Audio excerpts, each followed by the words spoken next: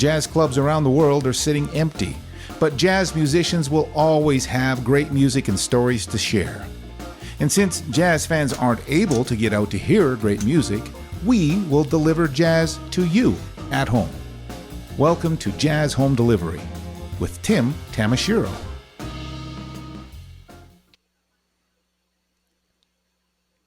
Well, hello, ladies and gentlemen. I'm Tim Tamashiro. Welcome to Jazz Home Delivery right here on behalf of TD JazzYYC International Jazz Days. This is a virtual festival that's going on for 28 days, and they are bringing so many wonderful artists to you at home. The artists are at home. This is like solving so many great situations. So I'm just glad to be here with you. Our guests this evening are Angela Wrigley and Cory Weeds. Angela is a wonderful vocalist and keyboardist here in Calgary and just happens to be a social media guru.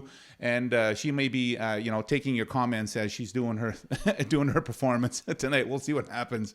Cory Weeds is a wonderful saxophonist and label owner from out there in Vancouver. I'm going to bring up all three of us here. Boom, boom, and boom. There's all three of us. Hi, guys. How are you? Great. How are you? Really good. Thank you for being on the show. I'm excited to talk to you both. Angela, you are going to be releasing a new album on Cory's record label, Cellar Jazz, aren't you? Yes, we're going in to record it in about a week and a half. And even with everything going on, we're forging ahead. Cory's going to produce from Vancouver. And we're recording it at OCL. So we've talked to Spencer about how we're going to make that work. And we think it can happen. So we're being adaptable. And Cory, are you producing Angela's album by phone or what? Well, I mean, I think it's going to be much like this. I think I'm going to be on screen and listening to what's going on. It's definitely going to be a new experience for me and for everybody, I'm sure. But as long as I can hear the music and communicate with the band, it's going to be kind of fun. Yeah, well, I think it's going to be a wonderful experience to go through. And if anybody is ever curious about who OCL is, it's a wonderful studio that's just outside of Calgary, out near Chestermere, isn't it, Angela? Yeah, that's right. And they have it all set up so that you can live out there while you're recording, and you can keep space from each other, and it's really a super duper setup. So good luck with that. I'm really excited about it. Cory, we're going to come back and talk to you here in just a little bit. I'm going to start with your new star here, Angela. Great. Have a little chat with her, okay? I'll be right back. I'm going to come back and see you in a little bit. Sounds good. There's Angela. How you doing there, sweetie? Nice to see you. Tim. How are you? I'm doing really good, thanks. We're doing this JazzYYC TD International Jazz Days. You've been working on that with us over the last couple of months, actually, and thanks for all your hard work on that. You're our social media manager, right? Yeah. I've been working with JazzYYC, running the social media pages for, I think, 2 or 3 years now. As a volunteer, I might add. So I'm just going to put some applause in for that right now. As a wonderful volunteer, thank you for all your hard work on that. Thank you. Yeah. Oh, I started as a volunteer. I have a small contract now, but I really love doing it. It's amazing. Yeah. Social media is your world. You say that you've told me that your phone is literally kind of grafted to your hand usually, right? Yeah, you can find me all day, every day, just walking around like this. You got the one of those little one of those button things on the back. The pop socket to keep it attached, so I don't drop it or lose it or break it or do any of those clumsy things. But your training and your expertise is in social media, but you have a degree or you have a diploma in vocal jazz from Mount Royal College. I took the Mount Royal Jazz Diploma program back when that was still in existence, and loved it. It was a fantastic program, and really liked everything about it. And then I went to Burnaby for a couple of years and took a recording engineering program there. Didn't love that as much. Wasn't really my calling. But a recording engineering course. Yeah, a couple of years doing that. So I should be better at all of this tech stuff. I'm really not, though. Well, but you probably understand it in ways that I would never understand. I understand a bit, but I feel like you can learn so much on YouTube these days. So You go into the. I have a degree in the University of YouTube on so many bizarre subjects. It's Yeah, crazy. yeah, totally. I'm excited to hear you to play, and we have some music that you've pre-prepared for us. I want to jump right into it because I really want to hear your songs. You have a song that you chose as your first selection, and it really is. I don't know. How do you describe it? Is it a COVID song? Is it a Yeah, yeah. This is my COVID song. I've been playing it almost every day since we've been in isolation. I'd never heard it before. It's a jazz standard, and I heard somebody play it on Instagram, and I was like, "Wow, what a beautiful song! I need to learn that." So I went to one of my many fake books and pulled it out, and I've been playing it pretty much every day ever since. And it is so fitting for the times, and that's like such a great thing about jazz standards is they can be written decades ago, yeah? but there you can still find meaning in them now. Yeah, the song really has a.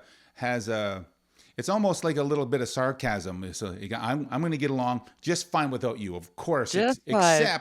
except these occasions. Yes, exactly. And you're going to Exactly. tell us all about them right now. I'm going to play this video right now, ladies and gentlemen. Angela is appearing on behalf of the TD JazzYYC International Jazz Days Virtual Jazz Festival. I'm really excited that she's part of this, and we're going to play her first video for you right now. Here is "I Get Along Without You Very Well."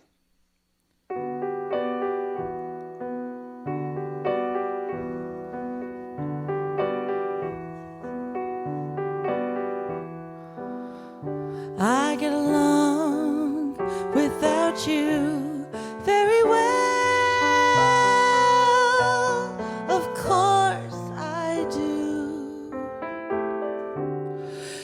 Except when soft rains fall and drip from leaves, then I recall the thrill of being sheltered in your arms.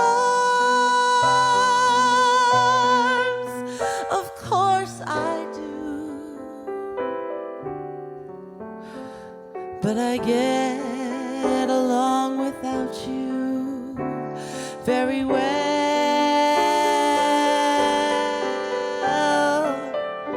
I get along, I've forgotten you just like I should.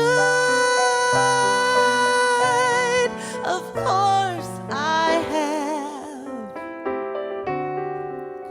except to hear your name or someone's laugh that is the same. That I've forgotten you just like I should. What a guy. What a fool am I to think my breaking heart could kid the moon. What's in store? Should I fall once more? No, it's best that I stick to my tune.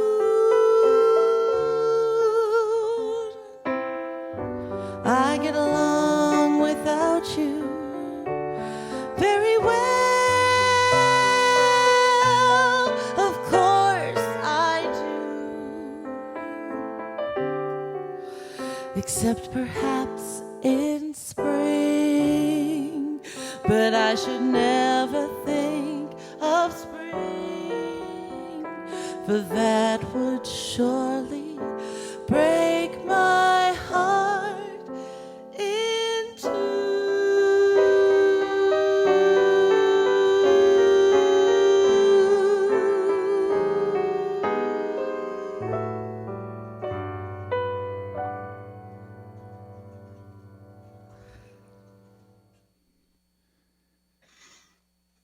And just like that, I get along without you very well. Of course you do. Of course I do. Angela Wrigley, ladies and gentlemen, Wrigley, sorry. And thank you very much for that lovely rendition. You learned it special for us? I learned it special for anybody who I could play it for during this time. I did play it for some of my work friends on a team meeting one day. Oh, virtually? Yeah. We have virtual meetings like every day. So I've been playing them some distance jazz songs like that one and Alone Together and Don't Get Around Much Anymore. You're like the jazz pun woman of Calgary. That's so perfect. Yeah. Your work friends, I can tell they're important to you if you give so lovingly to them with music. But you have a work friend that you convinced into being into your band. Yes, I do. My good friend Dave, I met at work. We work for the same company, and at the time turns out we were living down the street from each other. So we met in a meeting and then kept seeing each other on the bus and started, talking, getting to know each other. And I found out he was a drummer, and I said, "Hey, do you know jazz?" And he kind of was like, "Well, no, not really." I was like, "Well, here's jazz, learn it. And then we're going to start a band." How long ago was that, Angela? That was about 3 years ago. And since then, you've literally now started your band, yourself and your friend at work, Dave, you said, right? Yeah, Dave Lake. And then you just happened to come up with a bass player that you didn't even know was a bass player. Tell us about Derek Stoll. Yeah, so Derek I've known for many, many years, kind of off and on. He used to accompany my voice lessons at Mount Royal. And then, life got different and things happened. And it was probably closer to 4 years ago. I really wanted to start taking piano again and dove into really studying that harder. And so I went to Derek to teach me some piano lessons and was lamenting to him one day about how there are just not enough bass players in the city who are, willing to rehearse as frequently as I wanted to. And he kind of said, "Well, bass was my first instrument. I'll play bass for you." And I was like, "What? Really? That's awesome." So not only is he an amazing piano player, but he plays upright and electric bass? Yes, he does. That was originally part of his stipulation for joining the trio, is that he would get to practice upright. Only now I have to beg him to do it. Oh, really?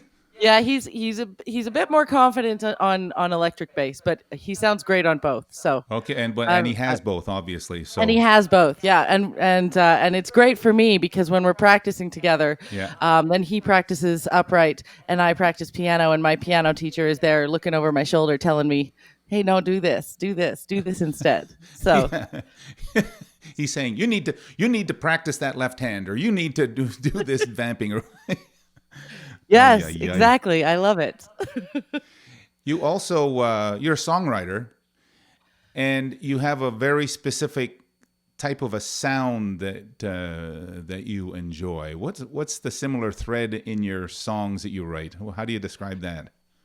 Well, I always seem to, the songs I write are definitely jazzy. They've got a little bit of R&B influence from when I was younger. But the one thing that really I think, draws them all together is they're all a little bit sad.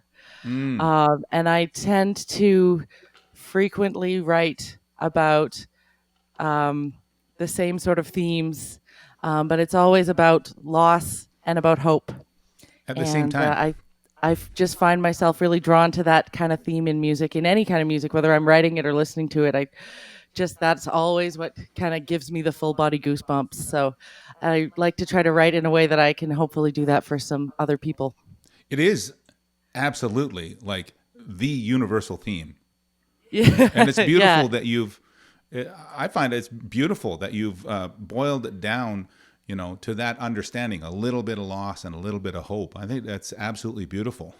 Thank you. Yeah, it's, it's something that we all go through, and I've gone through quite a bit of it. And so it's what inspires me. Yeah. Well, the hope part of it is especially nice. Yes. Yeah, you can't lose that little bit of hope even in the darkest hours, Yeah. That's you kind of have to just have that always Your keep you upcoming going. album that Cory's producing is your dream project, as you've described it. Tell me about the songs that you're going to put on this particular album. Yeah, well, these songs are all songs that have kind of been in my sphere or my scope throughout my life.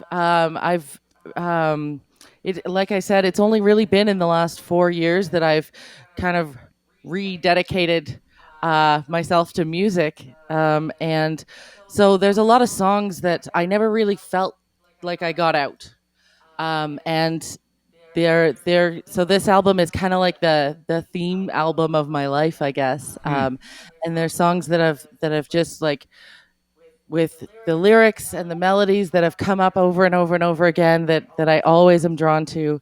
Songs that I've written as a much younger version of myself that I still find relevant today.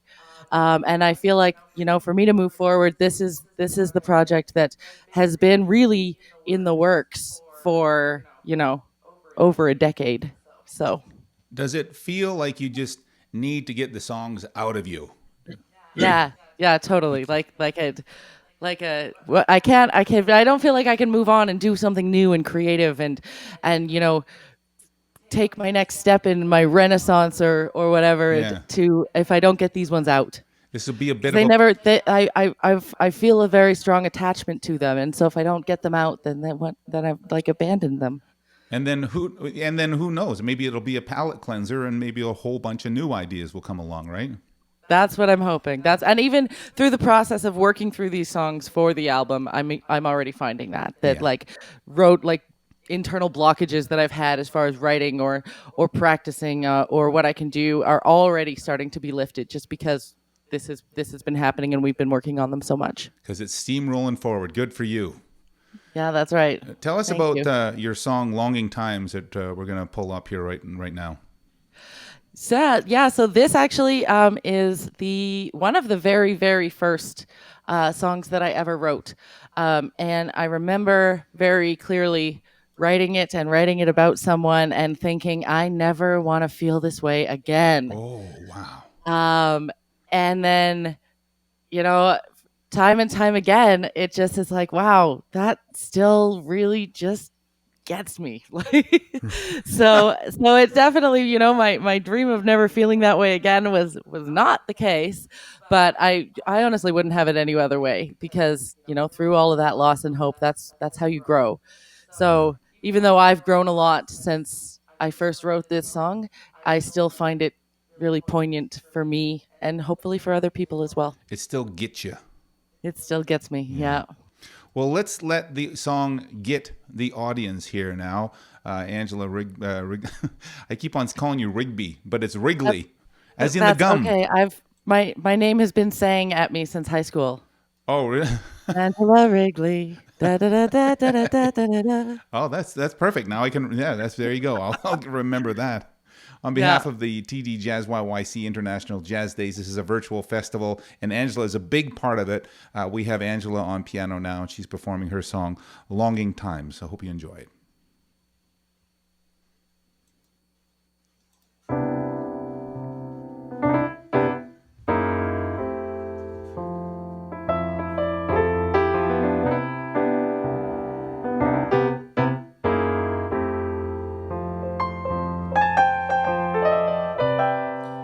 Soft kisses on my neck and arms around my waist,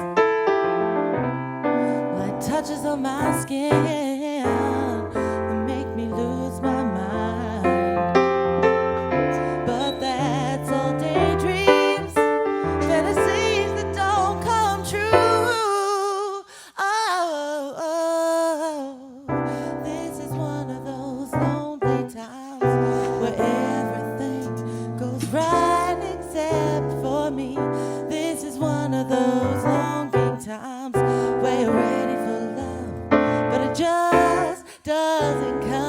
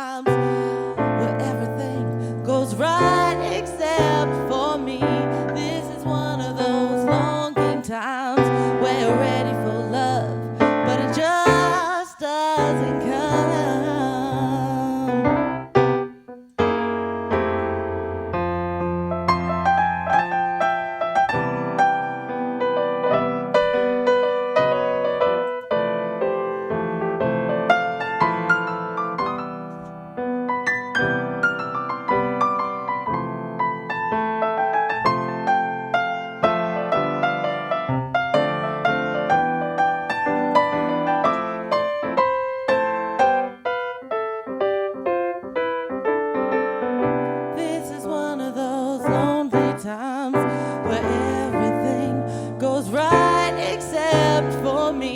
This is one of those longing times where you're ready for love, but it just doesn't come. This is one of those lonely times where everything goes right except for me. This is a longing, longing time. Longing times.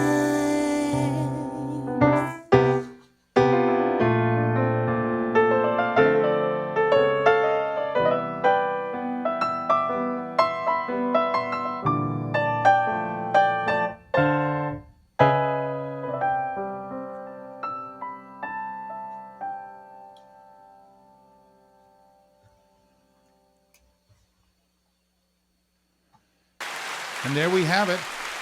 There we have Angela Wrigley. Angela Wrigley. You're going to kill me. You're going to literally slap me upside my head next time I see you. I'm so sorry. But you did a wonderful job. Thank you. Thank you. A wonderful job. It's such a treat to work with this virtual jazz festival with you, and to know that you're a musical presence in the city, and to know that you're so committed and so passionate about it. It's a real treat to have people like you in Calgary. Well, it's an important community, I think, to a lot of us, and it takes an army to keep it going, Yeah. And like JazzYYC will always say, like it's run on its volunteers, and so it takes some passionate people, and I'm just glad to be a part of it. That's wonderful. I'm going to excuse myself from you and your keyboard and your drum set and your guitars and your excellent CD collection to go on to talk to your impresario now. Your impresario. Yes, I said Great it. word. Here is Cory Weeds now. Cory Weeds with us from Vancouver. Hey all. Hey all. You are literally Angela's new impresario.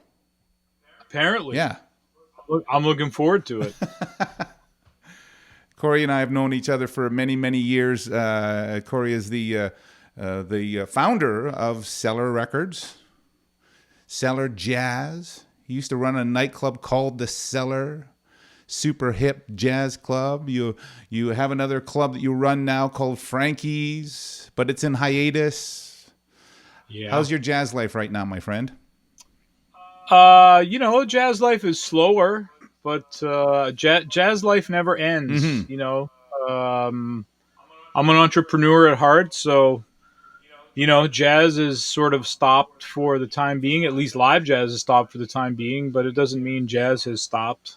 I'm working, as you were talking with Angela, I'm working on the label and still recording, and we have a backlog of releases that we're slowly getting out into the marketplace now. So I'm keeping busy, but I'm enjoying the time. I'm enjoying the lack of chaos and the lack of running around like a mad person. It looks good on me, I gotta say. It does look good on you. This is the calmest I've seen you. No. Yeah. Yeah, well, that's more because my kids aren't around than it has to do with jazz. But yeah,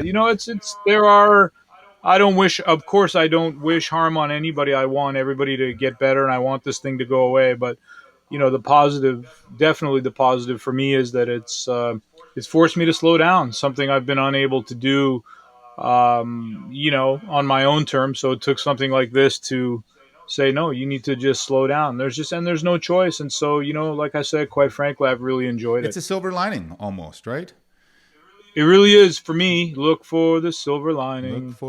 Yeah, it really is. It's a good silver lining. Did you ever think that you'd be at a point, Cory, where you'd be going, "Oh, I'm so thankful. I just have a record label that I can just concentrate on right now." I don't know. The record label. When I think about the record label, I still laugh because I think I was telling you earlier this week.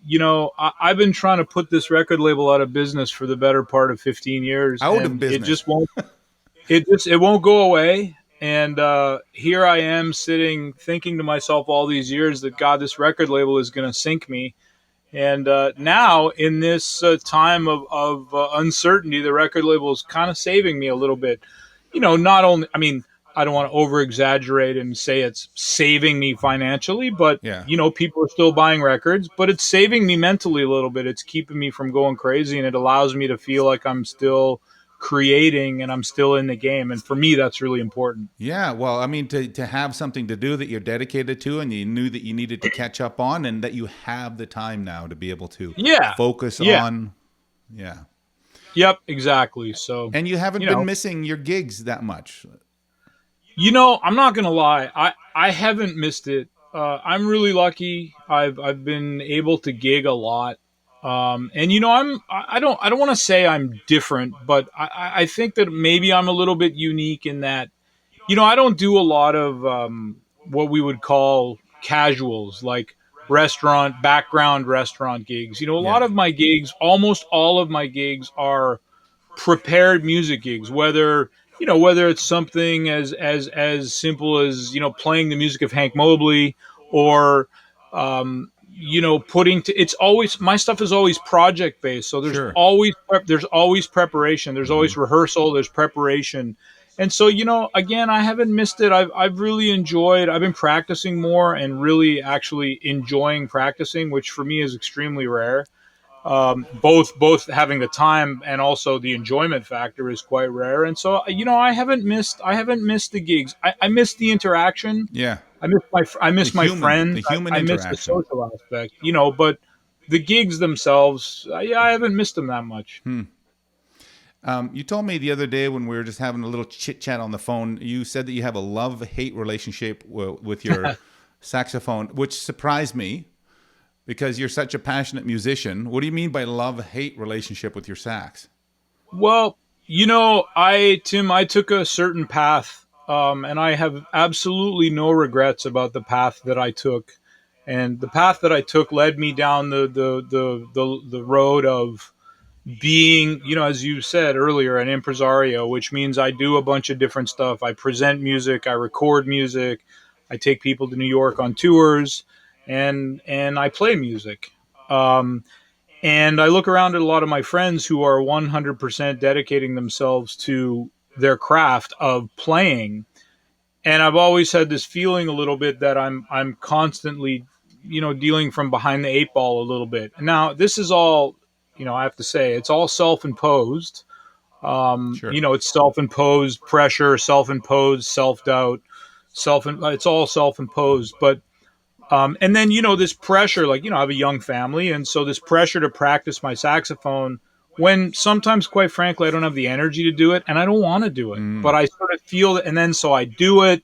And the saxophone is kind of like a horse. The saxophone knows if you're scared, and it doesn't respond very well, if you're fearful. And I mean, I think that's like any instrument, right? I mean, it can sense that it's like, oh, you're a little apprehensive.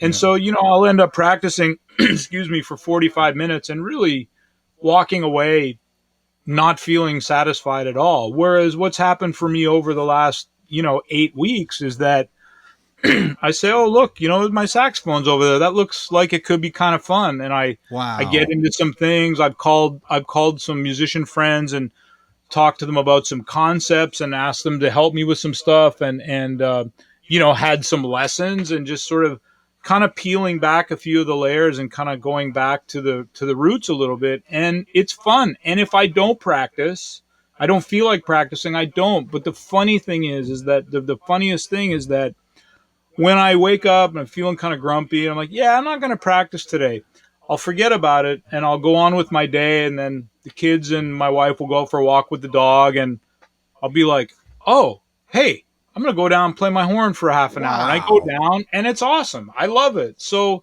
that's kind of what I mean. So I'm going to work really hard at when this thing finally ends. And I think it's going to be very gradual. It's going to be a gradual end. I'm Yeah, really who going to knows? try to take some of those things that I'm learning and try to put them back into my life, because I really do love the saxophone. I love playing. And I love music, and so I just need to sort of step back a little bit. So that part's been really cool. Yeah, it's and you've been playing with a new baritone saxophone. I have been, yeah. So right before this started, thankfully, otherwise it probably would have ended my marriage. But right before, Don't want to spend that much. right, yeah, right before this whole thing happened, um, I bought a Barry. I don't really know why I bought a Barry. Yeah, I because you're an wasn't alto and tenor guy, tenor. right? But I thought I want to have a little fun. So I found this clunker, or what I thought was kind of a clunker Barry on eBay. I bought it, and the long and short of it is I got it, and it really was a clunker. But I took it to the music shop. We have a very world renowned saxophone, and he looked at it, and I said, "Just get it in playing condition so I can decide." So he got it into playing condition. He said, "Man, this is a really great horn." And I said, "I think we should overhaul it." And I trust Sandro enough to, if he didn't think it was worth it, he would have told me. And so he overhauled it. And Tim, I can't tell you how much fun I'm having with it, man. It's so great. It's very unforgiving, but it's so great. Most guys would go out and buy themselves a midlife Corvette or something like that. You went out and bought a clunker saxophone and tuned it up, and now turned it into a sexy beast, and now it's your love affair. It's fantastic. I love it. And it's another thing. It's another thing too around like being inspired and sort of just something to give me a little bit of a spark. Yeah. And it's been really cool. And the other thing, I mean, from a technical aspect, playing the Barry and then picking up my tenor, it's so great. Because the so tenor, light. I feel like I have the sound of Dexter Gordon when I play my tenor after the Barry, because you're putting so much air through the Barry. You just pick up that tenor and it's just screaming. It's really fun. Well, now I want to hear it. I want to hear you play it. Do you have the horn there? I know. I see the strap on. You can see it there. Yeah. Yeah. Okay. Well, I'll give you a little. I'll give you a little taste. Now, we did a sound check a little earlier, but this thing is loud, so let's just make sure we're cool here. Okay, just hold on a second. I just want to remind everybody that we're here with the TD JazzYYC International Jazz Days. This is a virtual festival taking place over 28 days, and we're joined here with Cory Weeds and Angela Wrigley, and Cory's just taken out his new love affair, baritone saxophone, and he's going to play it for you right now. So, Cory, the stage is all yours. Oh, come on, play some nice, sexy music. All right, I'm going to play. I got a new record coming out in 2 days, and wow, I wrote this blues for a friend of mine who helped finance the record. She's a great lady here, patron of the arts, just a beautiful person. Her name's Yvonne, and her last name is Detroit. So this is called Blues for Detroit. Now, I make no promises, as how this is going to sound. This is a big horn. I'm not used to it, so bear with me.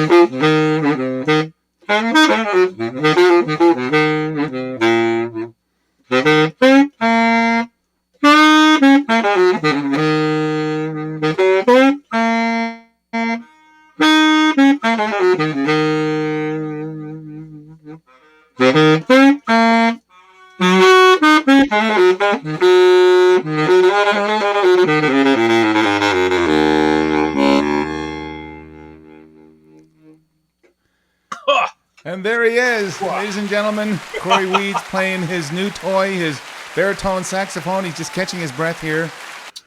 How do you feel, champ, after that marathon? You played well.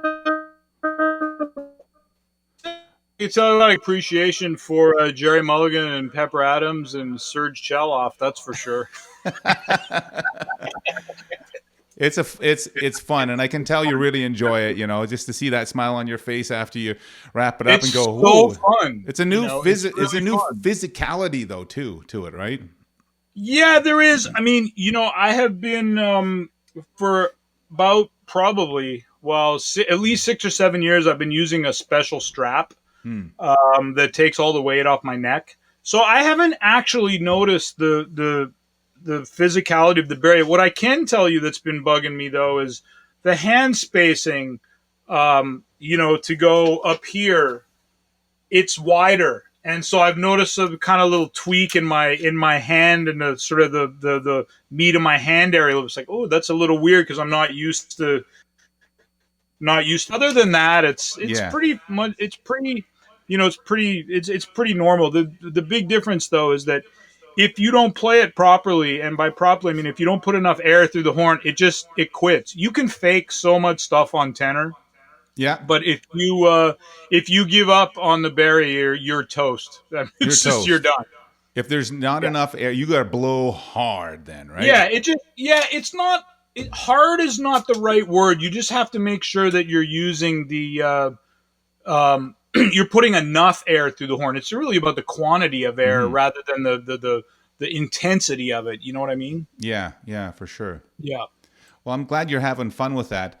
I wanted to kind of move on to another quick subject. I'm curious to think, you've been in the live music business for such a long time, Cory, and you have such an intimate understanding of, what is happening, especially with the restaurants and with the live music scene there in Vancouver. What do you think life looks forward from now on? Do you have a snapshot in your own mind? Yeah, I mean, when this thing started, and nobody really quite knew exactly what was going to happen. I saw a plethora of people jumping online and doing stuff, and I get it. I don't begrudge those people at all. There's a lot of musicians who are really financially hit hard, and they're trying to desperately find something to generate interest and revenue. But, there was a lot of kind of haphazard stuff that came out. Just didn't sound good, didn't look good, was clunky. And so I kind of shied away from it. And when this thing really first happened, don't forget it was also spring break. And so at least it was spring break here. So we were we were supposed to be going to New York. That's a whole other story. But it was kind of family time. So I kind of I didn't pay any attention to that. I'm like, look, I'm not even supposed to be working. I'm not even going to worry about it. Take some me time. Yeah, exactly. And family time. And then when I came back and started seeing what was going on, there was nothing that really appealed to me. There's nothing I wanted to do. I didn't feel like jumping in for a number of different reasons. I mean, it's one thing for Angela to sit by herself and play piano and sing, and it sounds like a thing. Yeah, but band. What am I... I can't really play solo saxophone for longer than 3 minutes. And I didn't want the judgment around getting together with musicians to do a concert. And I say that with respect to people that made the decision to do that. I'm not judging them, but I know a lot of other people do. Yeah. So now that the restrictions have started to lift a little bit, at least here in BC. Tiny bit, yeah.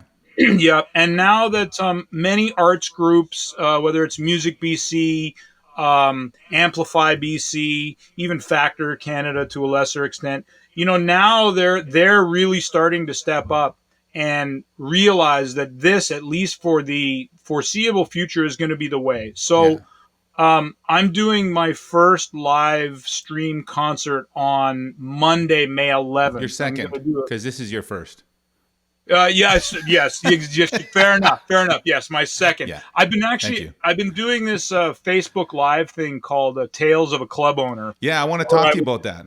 Yeah, I was just telling stories, and it was a friend of mine who called me from Seattle, who I have a great deal of respect for, and said, "What are you doing? Are you going to be doing anything?" I'm like, no, I'm not going to do anything. He's like, you have to.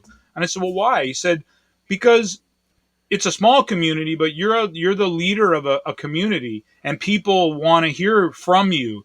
And I'm like, yeah, but it's not going to sound. He's like, it doesn't matter how it sounds or how it looks. They want to see you. They want to engage with you. Mm-hmm. So I started doing these Tales of a Club Owner, and it went really well. I just tell stories. I don't raise money. I direct people to the label website, tell them to buy a record. Sure. So what I'm going to try to do moving forward, we're going to do Monday because Sunday's Mother's Day, is I'm going to try to do a bi-weekly Tales of a Club Owner, and on the off weeks, I'll do a live stream from a house in West Point Grey. They've got a beautiful Steinway B piano in the top floor. Cool. I've presented concerts there, and it's a big enough space that everybody can kind of social distance and be apart from one another in an acceptable way. Yeah. And but it would just be musicians, right? What's that? Just musicians, a couple of musicians in the same there'll be a couple of musicians, one camera guy and one audio guy. And I want it to sound good, Yeah. That's the challenge. I want it is as much as a challenge. So we're going to mess with it and see how it goes. But I think the future, I'd like to get Frankie's involved. I mean, for obvious reasons, I'm not employed by them currently, which it's totally understandable. Totally. So I haven't had much communication, but I reached out to them and said, look, this is going to be a good way to maybe do something moving forward. But, it's so hard too, because of knowing the inner workings of the business, it's hard. But it's going to be a thing. I hope it's not here to stay. I really don't hope it's here to stay. But if it's something that musicians can do to make a little money, stay engaged, and stay in touch with their fans, I think it's brilliant. Yeah. I think it's really important. So, I'm going to dip my toes in the water next Monday. We'll see. See what happens.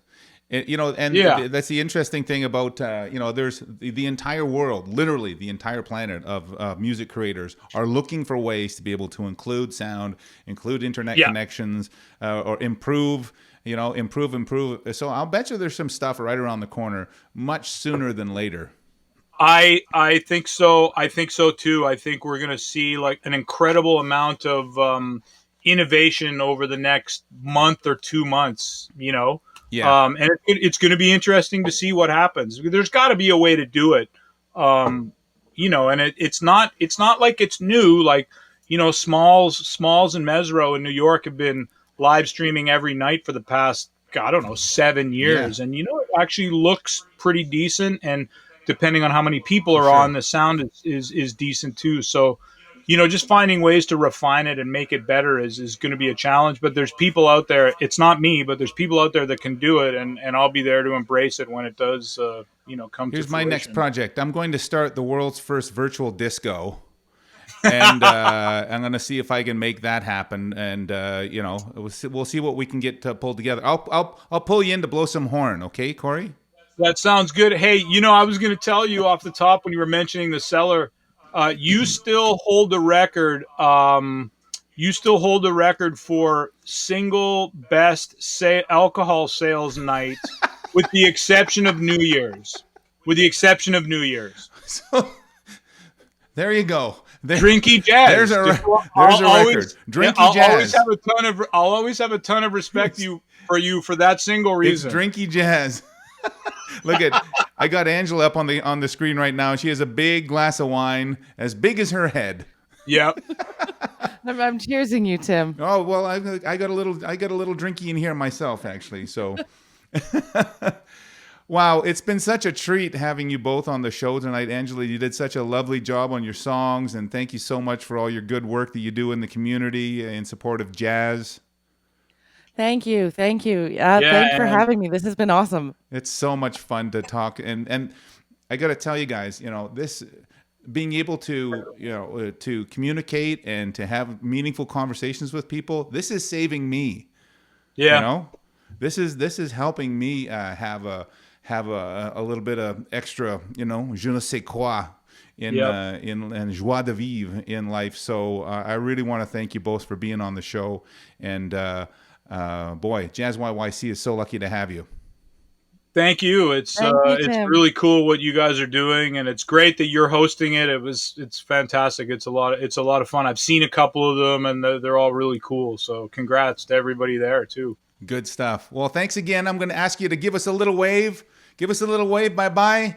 And I'm going to say thank you to some very nice people here who have supported the whole JazzYYC virtual festival. Thanks. We'll see you again tomorrow night at 7. JazzYYC would like to thank the following sponsors for their generous support that has helped bring this virtual jazz festival to you. TD, Jazz Home Delivery, the City of Calgary, Alberta Foundation for the Arts, the Government of Canada, Calgary Arts Development, Inglewood BIA, CKUA Radio, Calgary Public Library, CADME, the Coalition for Music Education, Music Monday, Studio Bell, home of the National Music Center, Decidedly Jazz Danceworks, and the Music Mile. Thank you. If you've enjoyed this broadcast, please subscribe to this page, and if you want to receive more information about this or any of JazzYYC's other upcoming programming, please visit jazzyyc.com and become a member.